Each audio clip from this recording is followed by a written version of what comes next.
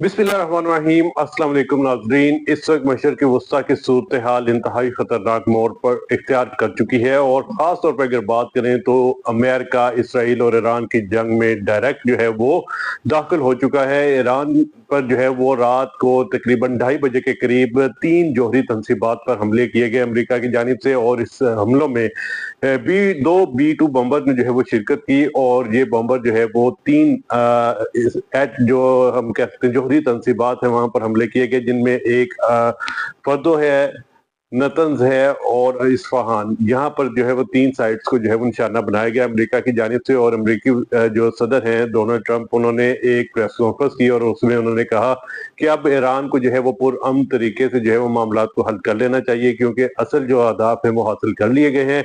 और अगर ईरान अभी भी पुरअमन जो है वो नहीं होता तो उसके बाद इतना बड़ा धमाका किया जाएगा, इतना बड़ा हमला होगा कि पिछले 8 दिनों से ज्यादा नुकसान जो है वो होगा।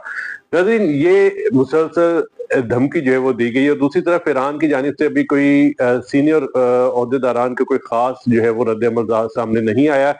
ये सिर्फ बताया जा रहा है कि जो अमेरिका की तरफ से जो हमले किए गए थे ये 3 एटमी तंसीबात पर, उनकी जो है वो तस्दीक की गई है कि ये तीनों जगहों पर हमले जरूर हुए हैं। इनमें अगर बात करें फर्दों की, तो फर्दो क्योंकि 160 किलोमीटर गहराई पर जो है 160 फीट गहराई पर जो है वो पहाड़ों के नीचे बनाया गया था ये एटमी तंसीब। और यहाँ पर जो है वो ईरान की जानिब से फिलहाल ये बातें सामने आ रही है कि इसके अंदरूनी यानी दाखिली और खारजी रास्तों को नुकसान पहुंचा है, अंदर उनकी तमाम चीजें सेफ है।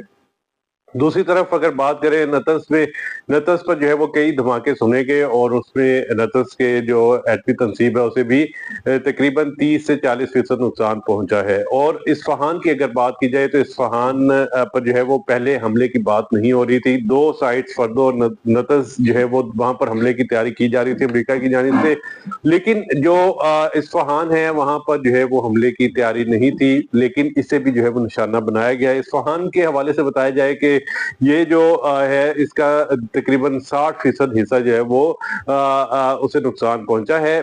इस साइट के हवाले से बताया जा रहा है कि ये जो साइट थी, जो न्यूक्लियर साइट, इसमें जो अफजूदा यूरेनियम है वो रखा जाता था। यानी वो एक यूरेनियम बनाने के लिए या एटमी बम बनाने के लिए यूरेनियम को इतनी टेम्परेचर पर लाया जाता है कि वो एटमी बम जो है वो उसके लिए इस्तेमाल हो गई। वहां पर यानी तकरीबन 60% जो है वो अफजूदा यूरेनियम जो है वो रखा जाता था। लेकिन ईरानी हुकाम की जानिब से फिलहाल ये कहा जा रहा है कि तमाम साइट्स को कुछ अर्सा पहले जो है वो खाली करवा लिया गया था। इन साइट्स में तकरीबन 3000 के करीब साइंसदान जो है वो काम करते थे।